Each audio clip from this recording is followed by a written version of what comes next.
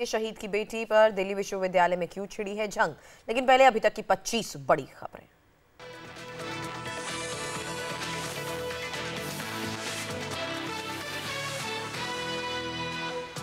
करगिल शहीद की बेटी गुरमेहर कौर के वीडियो पर बवाल जारी। रामजस कॉलेज में आज लेफ्ट संगठन का फाइट बैक डीयू मार्च। एनएसयूआई करेगी भूख हड़ताल। कल चंडीगढ़ वडोदरा में भिड़े छात्र संगठन। गुरमेहर कौर का केंद्रीय मंत्री रिजिजू को जवाब, कहा किसी ने नहीं किया, उसके दिमाग को दूषित। सहवाग को कहा जिनके लिए मचाते थे शोर वो पिता की शहादत पर कर रहे हैं ट्रोल। शहीद की बेटी के बयान पर सियासत गरमाई। गुरमेहर के बचाव में उतरे राहुल केजरीवाल। बीजेपी सांसद ने दी दाऊद से तुलना की। वेंकैया बोले यूनिवर्सिटी को नहीं बना सकते अलगाववादियों की प्रयोगशाला। कब्रिस्तान और शमशान विवाद में कूदे साक्षी महाराज, कहा कब्रिस्तान बनना ही नहीं चाहिए। कब्रिस्तान बनना ही नहीं चाहिए। अगर कब्रिस्तानों में हिंदुस्तान की सारी जमीन चली जाएगी तो खेती कहां होगी।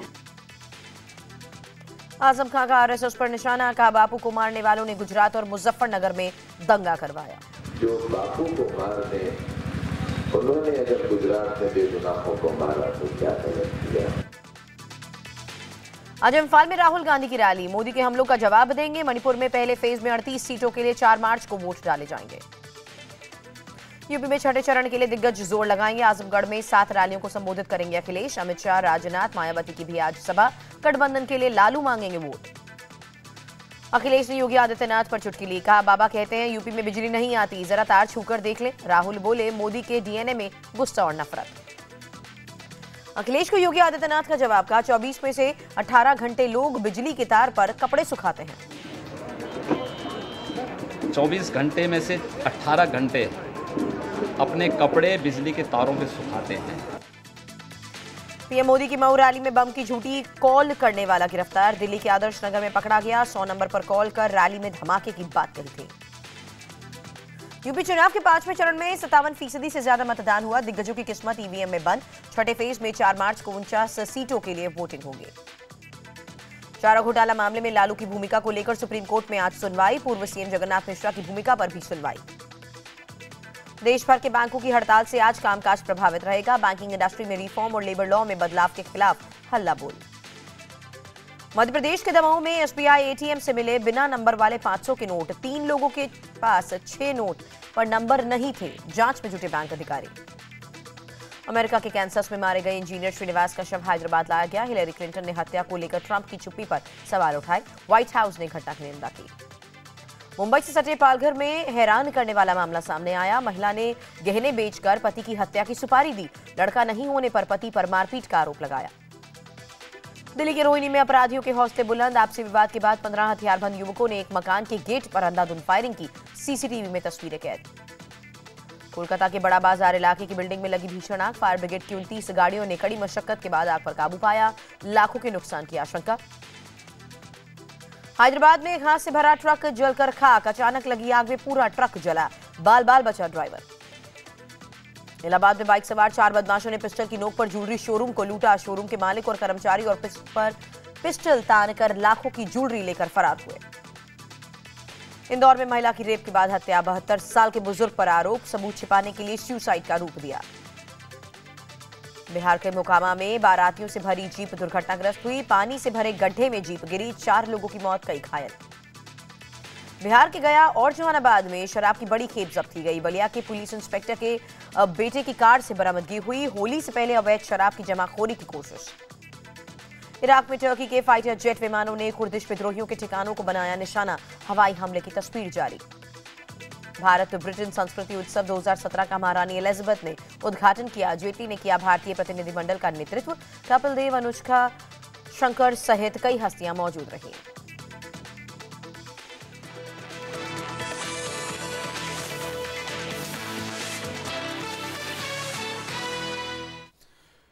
आंखें खुल इंडिया में आज सुबह की बड़ी और पहली खबर। दिल्ली में 1 दर्जन से ज्यादा गुंडों ने कई राउंड गोलियां चलाई। गुंडों ने एक घर के बाहर ताबड़तोड़ फायर किए। राहत की बात यह रही कि इस गोलीबारी में कोई हताहत नहीं हुआ और बताया जा रहा है कि 2 लोगों के बीच हुए मामूली झगड़े के बाद इन गुंडों ने घर पर हमला बोल दिया। पूरी वारदात सीसीटीवी कैमरे में रिकॉर्ड हो गई।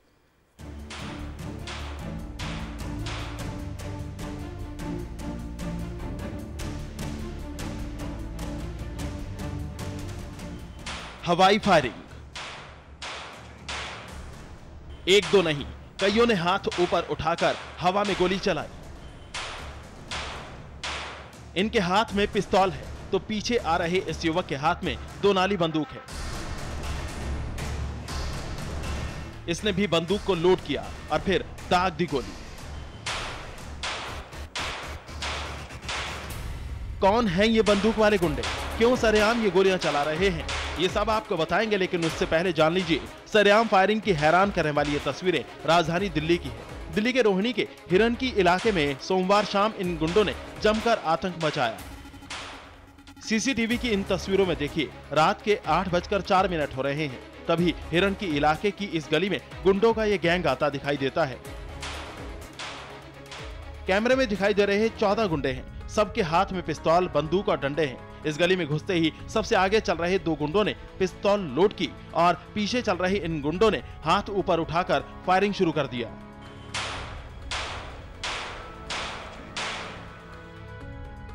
चश्मदीदों के मुताबिक इन गुंडों ने एक के बाद एक कई राउंड फायर किए।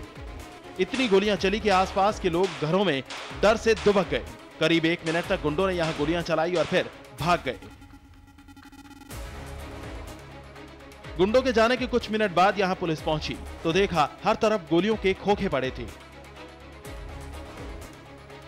पुलिस के मुताबिक गुंडों ने प्रवेश खत्री के घर को निशाना बनाकर गोलियां चलाई। घर की दीवारों पर कई जगह गोलियों के निशान हैं।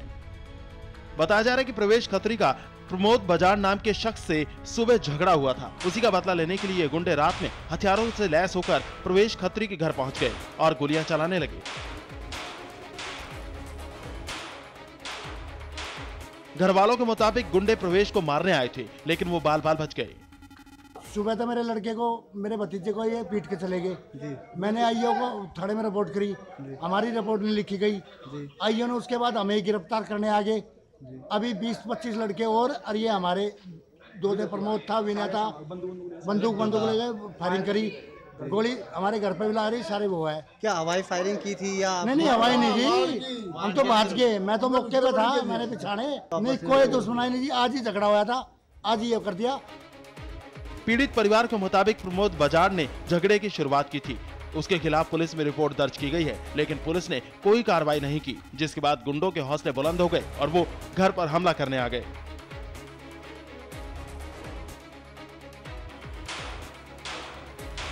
पीड़ित परिवार ने हमला करने आए गुंडों के नाम बताए हैं। पुलिस अब सीसीटीवी फुटेज की मदद से गुंडों की पहचान करने में जुटी है।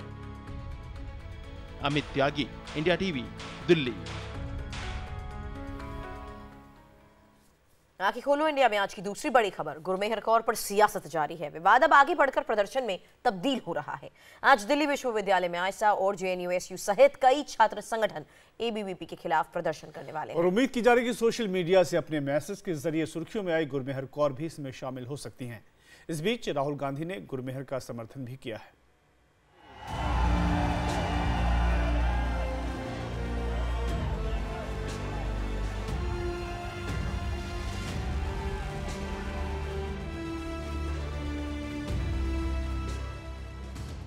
गुरमेहर कौर पर सियासत जारी। रामजस कॉलेज में आज एबीवीपी के खिलाफ प्रदर्शन।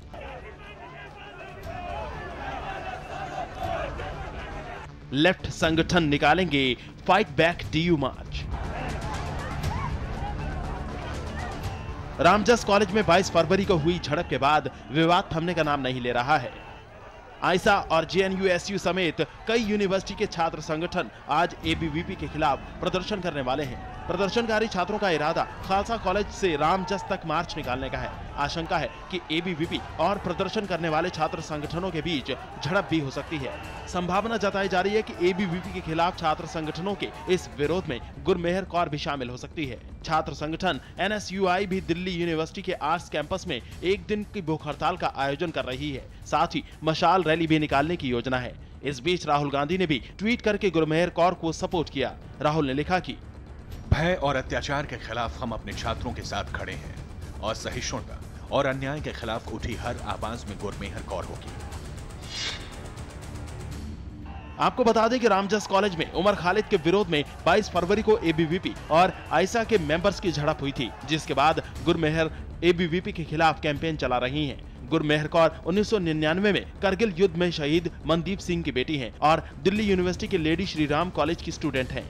एबीवीपी के खिलाफ कैंपेन के बाद से गुरमेहर को एबीवीपी की तरफ से धमकियां भी मिल रही हैं। सियासी हलचल भी मची हुई है, जिसके बाद से गुरमेहर कौर की सुरक्षा में 2 महिला कांस्टेबल की तैनाती की गई है। गुरमेहर कल दिल्ली महिला आयोग के दफ्तर पहुंची और सोशल मीडिया पर मिल रही धमकियों की शिकायत की। Nobody, no matter who you are, no matter what association, organization you belong to, cannot threaten women with rape. Action हम ये ले रहे हैं कि हम पुलिस कमिश्नर को हमने पत्र लिखा है, जो रेप थ्रेट्स इशू कर रहे हैं वो चाहे किसी भी पार्टी के हो, सबको जेल के अंदर बंद किया जाए। गुरमेहर कौर खुद को सोशल मीडिया पर लगातार ट्रोल किए जाने से परेशान हैं। उनके बयान पर सियासत भी शुरू हो गई है। खुद गृह राज्य मंत्री किरण रिजिजू ने गुरमेहर को कटघरे में खड़ा किया, तो केंद्रीय मंत्री रविशंकर प्रसाद ने भी अभिव्यक्ति की स्वतंत्रता के नाम पर देश तोड़ने की बात करने को गलत बताया। अभिव्यक्ति का आजादी होता है, लेकिन इसका मतलब ये नहीं कि आप देश को टुकड़ा करने का नारेबाजी लगाएंगे। अब अफजल गुरु को सपोर्ट करेंगे, आतंकवादियों को सपोर्ट करेंगे। इस देश का नमक खा करके इस देश को गाली देने का काम कोई भी ना करे। बड़ा सवाल यह है कि जो बोलने की आजादी की बात करते हैं, क्या उस आजादी में भारत को तोड़ने के भी अभियान की आजादी है? कश्मीर को आजाद करो, बस्तर को आजाद करो, भारत माता के टुकड़े होंगे, ये बात कहना भी उसके अंदर आता है? ये बड़े सवाल है। फिलहाल ये विवाद थमता नजर नहीं आ रहा। छात्र संगठन एबीवीपी भी कमर कस चुका है। सोमवार को इसे लेकर एबीवीपी ने दिल्ली यूनिवर्सिटी के कैंपस में तिरंगा मार्च भी निकाला। स्टूडेंट्स ने अपने हाथ में 200 मीटर तिरंगा थामे रखा और भारत माता की जय के नारे भी लगाए। कुमार कुंदन के साथ भास्कर मिश्रा, इंडिया टीवी, दिल्ली। आंखें खोल इंडिया में एक और बड़ी खबर। कोलकाता के बड़ा बाजार इलाके में एक बिल्डिंग में भीषण आग लग गई। आग लगने से पूरे इलाके में हड़कंप मच गया। आग पर काबू पाने के लिए घटनास्थल पर फायर ब्रिगेड की 29 गाड़ियां पहुंच गई, लेकिन सकरी गलियां होने के कारण फायर ब्रिगेड की गाड़ी को आग बुझाने में काफी मुश्किलों का सामना करना पड़ा। पुलिस ने एहतियातन आग लगने वाली जगह के आसपास के घरों और दुकानों को खाली कराया। जहां आग लगी है वो कोलकाता का थोक कारोबार वाला इलाका है। भीषण आग के कारण ही लाखों के नुकसान होने की भी आशंका है। इस बीच स्थानीय प्रशासन के अलावा आला अधिकारी भी घटनास्थल पर पहुंच चुके हैं।